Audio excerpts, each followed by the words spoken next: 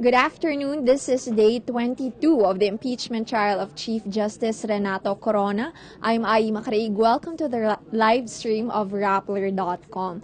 Today we expect the prosecution to jump to Article 7 of the impeachment complaint concerning the temporary restraining order the Supreme Court issued on the watch list against the Arroyo couple. Joining us to help us look back at the past days and also see what to expect from today is Rappler Editor-at-Large returning to the Senate, Ma'am Marites Bitug.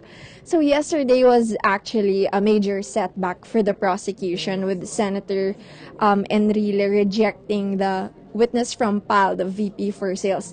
How does that development, you think, affect the case? How significant was that? I think the evidence that would have been presented was central to understanding why Chief Justice Corona acted quickly on the letters of Estelito Mendoza in the FASAP case. So if the judge were liberal, he would have allowed such presentation of such evidence. But anyway, the prosecution has presented already, I think, 80% or more of its case in Article 2. And we've seen that unfold despite their bungling. We've seen the properties, we've seen the bank accounts. This would have been additional evidence that would paint almost a complete picture of the Chief Justice. So, but the media anyway has gotten hold of the platinum, what it all means to be in a platinum card holder, and it raises very serious questions on ethics. It's a core issue in the integrity of a person or a public official. Why did Chief Justice Corona accept a platinum card? He should not have even in the first place accepted it. It's very clear that it's a favor given to him. And there were pending cases in the Supreme Court, a big one rather, of PAL, a pending case of PAL, yeah. But considering that, of course, the court decided not to include that testimony and those pieces of evidence, well, in a way, how do you think the prosecution can still build Article 3? As of now, is Article 3 dead, so to speak? Is it something that you think the prosecution is inclined to drop? I think they have nothing more to present on Article 3. We were expecting, and Rappler has written a story on the personal expenses of the Chief Justice reimbursed by the Supreme Court using public funds. For example, he bought a wedding gift. He had the tailoring of 2 Barong Tagalogs paid for by public funds. But apparently this was not accepted by Enrile during the first time it was about to be presented by Congressman Fariñas. Yes. So they're not pushing it apparently today because they have moved on to Article 7. So Article 3 is gone. Okay. And we've not really learned much except about the recall of the FASAP decision, which can be said to be collegial. Yes, that's right. So in terms of linking the Chief Justice to this particular decision that wasn't established so much. Yes, it's bad for the prosecution that they were not able to to make a big point about the platinum cards and the freebies of the Chief Justice. So there's not much really there's not much we can get from Article 3. Okay. Yeah.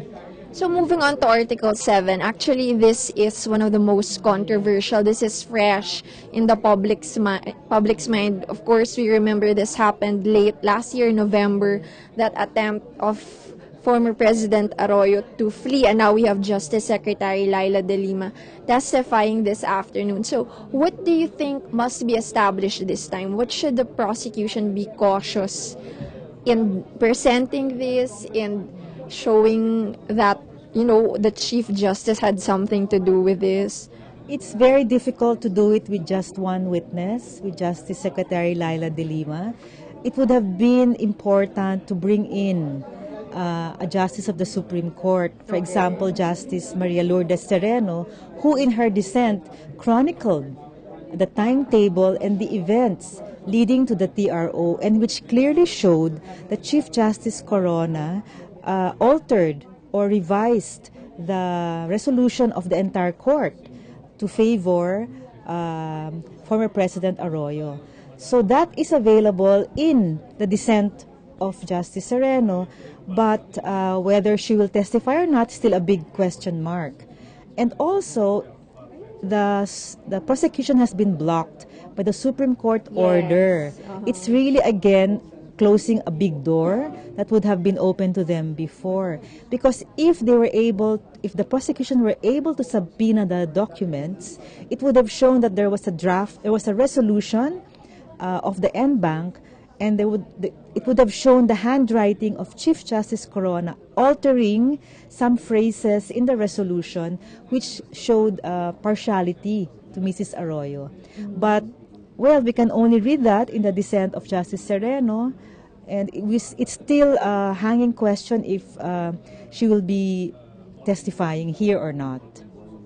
So let's go back to Article 7. There are different issues there. They said that Corona allegedly helped the Arroyos escape prosecution, and the phrase was to frustrate the ends of justice. They mentioned the conditions of the TRO and that there were certain conditions that were not met, but still the Supreme Court said the TRO was executory. So what do you think are the issues that are at play here? I think first it's very important to show the timeline because things moved so quickly.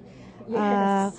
It's important, I think, for the prosecution to lay this down and then show that special treatment was accorded Mrs. Arroyo by keeping the cashier's office open until about 6 or 6:30 p.m. that day for her lawyer to be able to pay the bond. The events moved so quickly, and then Chief Justice Corona briefed the spokesperson, Midas Marquez, about what transpired in the court, the voting. And then Midas Marquez announced that the TRO is final and executory. Yet we find out in the dissent of Justice Sereno that the vote wasn't so. It was a close vote of 7-6, not 9-4, as Maida informed the public. So it's important to show the timeline before even interviewing or direct questioning Justice Secretary Laila De Lima. Okay. There has to be a context to this. So I don't know how the prosecution will be able to present it effectively. They have first to narrate the story. Will they be allowed to do a timeline with PowerPoint as what Kakabag-aw wanted to do? Yes. So let's see, because otherwise they'll just have to rely on Justice Secretary Laila De Lima's narrative, which is only maybe one half of the story. Let's talk about that Supreme Court resolution. It barred the justices from testifying, from responding to the subpoena. But does it also equal barring them from testifying if they are willing to, like if they volunteer? Is that covered by the resolution? No, actually the justices can volunteer, but they take the risk because it means that they will be defying the order of the Supreme Court. Okay. But in the dissent of Justice Sereno, she says that confidentiality, there's a higher good involved. If there's a higher public interest involved, like transparency and accountability, then there should be no secrets and confidentiality should not be upheld.